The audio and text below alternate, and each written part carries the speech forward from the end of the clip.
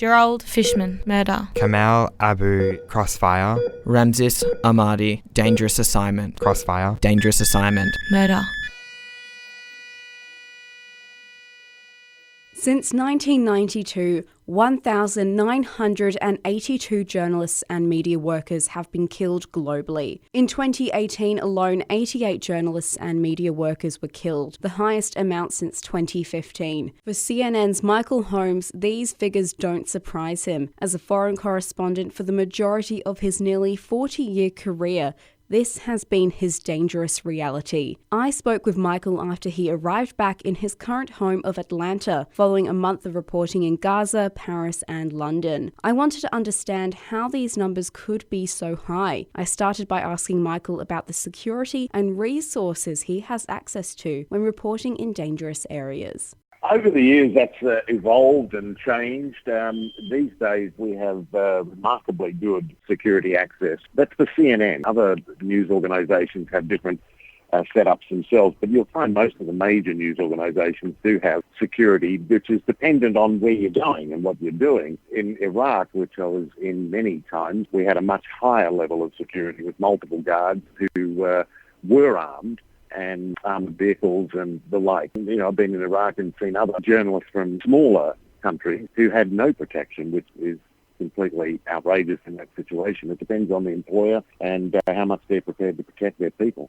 Having security personnel is important for foreign correspondents to do their jobs safely, but it's not the only source of protection when in dangerous areas.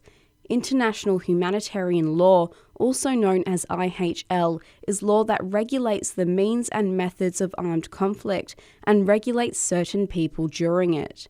Melanie O'Brien is a senior lecturer in international law at the University of Western Australia. She says journalists are protected as civilians under IHL. Specifically in IHL, Article 79 of the 1977 Additional Protocol 1 states that journalists engaged in dangerous professional missions in areas of armed conflict shall be considered as civilian. So this protection is considered to be what we call customary international law.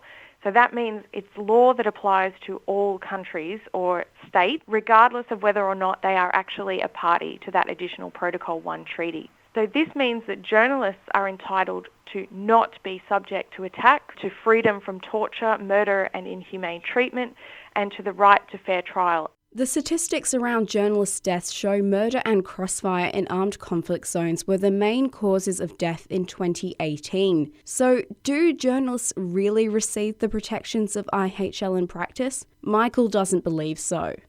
Iraq changed the dynamic in many ways, but for journalists, probably the most significant way is that journalists up until Iraq had been largely, broadly speaking, not always, but had generally speaking been collateral damage when they've been killed. They've been with one side or the other and died in a firefight or a bombing or something. Iraq changed that to the point where for ISIS, we were targets. We were targets of opportunity. They wanted us.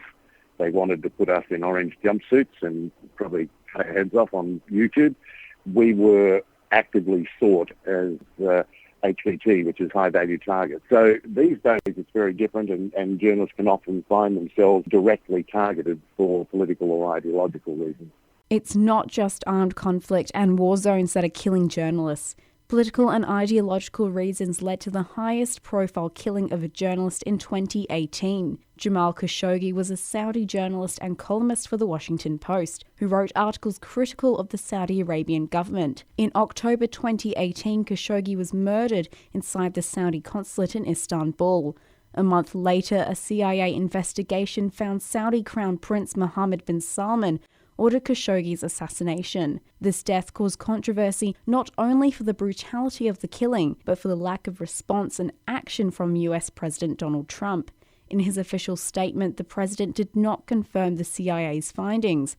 Instead, he spoke of the US's valuable relationship with Saudi Arabia and the economic investments they were making in the US. To learn more about the politics around the statement, I spoke with political lecturer from Edith Cowan University, Dr. Kay Hearn. It's building the case for a couple of things, isn't it? One, it's building the case, continuing case against Iran, which has been an ongoing issue for Trump. It's to build the case to continue the relationship with Saudi Arabia, even though it sort of contravenes American notions of human rights. And then it sets up for this idea that if we don't continue to trade with Saudi Arabia on this level, we're going to lose jobs, effectively.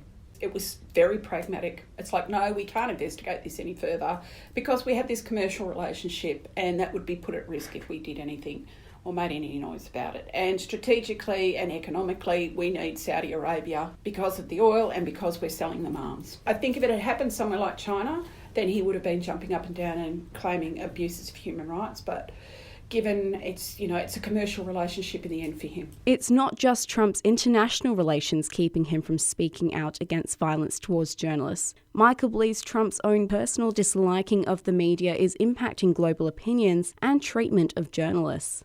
The whole fake news era under Donald Trump, fake news, of course, being anything he doesn't like or agree with. The Mueller report showed that what he called fake news was most of the time absolutely accurate news. It has had an impact. It's emboldened people around the world. The inference from Donald Trump is that the media is the enemy. Well, not the inference, he said it directly. The media is the enemy of the people, which is the sort of thing we used to hear from Stalin. So I think there is enough evidence around to suggest it has emboldened those dictators who want to lock up people from Myanmar to the Philippines to Russia to wherever. Has it had an impact? Absolutely. These are different times for journalists. While armed combat situations caused the highest portion of journalists killed in 2018, there is indication that the rising hatred of the media by extremist groups and some political figures is now becoming a physically dangerous and life-threatening problem for the media. Only time will tell how this issue plays out, but as Michael says, it's certainly a different time for journalists.